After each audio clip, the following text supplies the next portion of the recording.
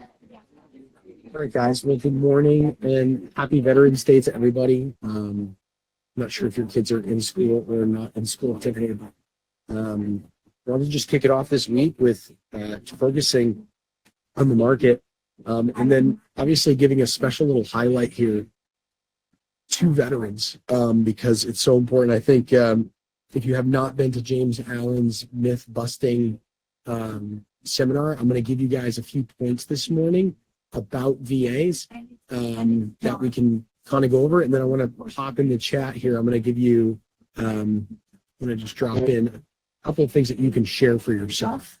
All right, so here are two graphics that I'm going to put in the chat that you can share in your social media. There we go. Only 3 in 10 veterans. This is the source from Veterans United, excuse me. Only 3 in 10 veterans know that they can buy a home with no down payments.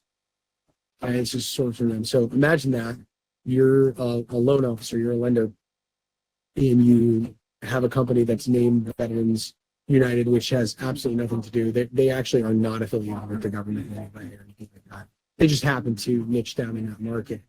And you're getting these calls about people who are like, yeah, I kind of want to buy a home now. I'm a veteran. You serve this country. You're like, yeah, I guess I get some benefits. And they get these like discharge paperwork, and they get what's called their DD 214. So something to just remember right there. And they try to find their veteran benefits. And then they talk to someone, and someone's like, yeah, so how much, what do you want to do? And they're like, yeah, well, I guess I'll save that 20%. They're like, do you know you can put 0%? And they're like, no, I had no idea. And it's just a huge problem in our country, just, obviously being able to serve our veterans as best as we possibly can. But I wanted to highlight that today because this is a huge market that I feel like we just don't serve as well as we do. So one way to kick off the week for you would be to jump in and give some sort of honoring statement or thank veterans for what they do. Just a clear distinction here. Veterans are for people who have currently or have served in the military, but Memorial Day is for those who have passed and have served. So just a clear distinction there. But yeah, I just want to go over a couple of things this morning that I want to walk you through. So I'm going to give you 10 little details about VA loans. And I'll pop those in the chat as well so we can kind of walk those through. Again, sometimes when James Allen, he talks, he's like, a million miles into the clouds, super smart guy. I'm going to just break it down. I talk way less smart than he does. So the first thing here is obviously this is applicable. VA loans are applicable for those who have served, members of the National Guard and Reserves who are eligible for VA home loans, anyone in the military this sort of apply to, including no down payment requirements and lower than typical interest rates. So that's the first thing. So lower than typical interest rates and no down payment. Now, I want to be clear about that. You are still going to put down earnest money. You just get it all back at the closing. So if you were to put down some money and say, I'm going to put $10,000 down or $20,000 down, you can still have your mortgage amounts, and that's going to be on line FFA. So that's going to have for the full purchase price, and you're just going to get your deposit back. The second one is going to be no private mortgage insurance. So this is for people who are not putting down 20%. You would normally have to pay private mortgage insurance. I'm not sure if you guys know this, but veterans, if you take the average conventional buyer and the average veterans buyer, they have more money in the bank and they have better credit scores than conventional buyers. So if you're on a listing and you get a VA, it's like, all right, dude, we got to get some of this nonsense out of here. That's why I'm spending the market time this morning talking about this to just re-educate our team on this.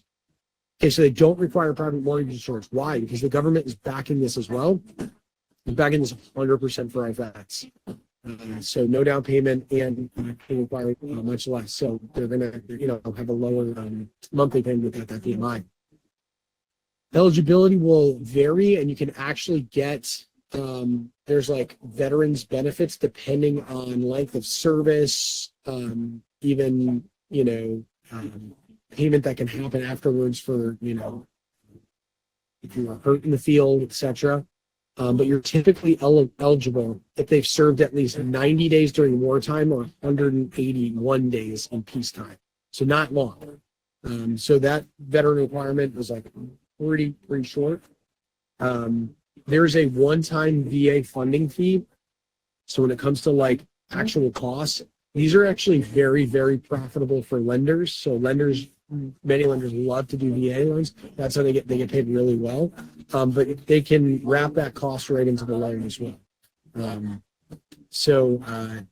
Just a quick note on that when it comes to the closing costs.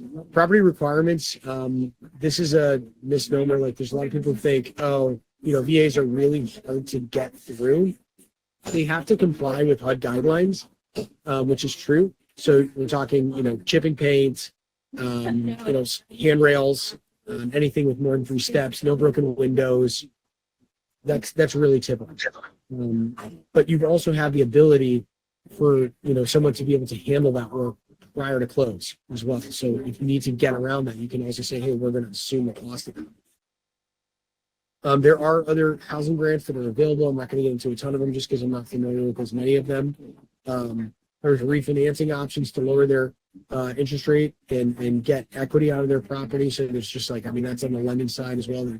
James, surviving spouse benefits. And this is especially if someone's buying a property and their spouse is, a veteran, that veteran has to be on there.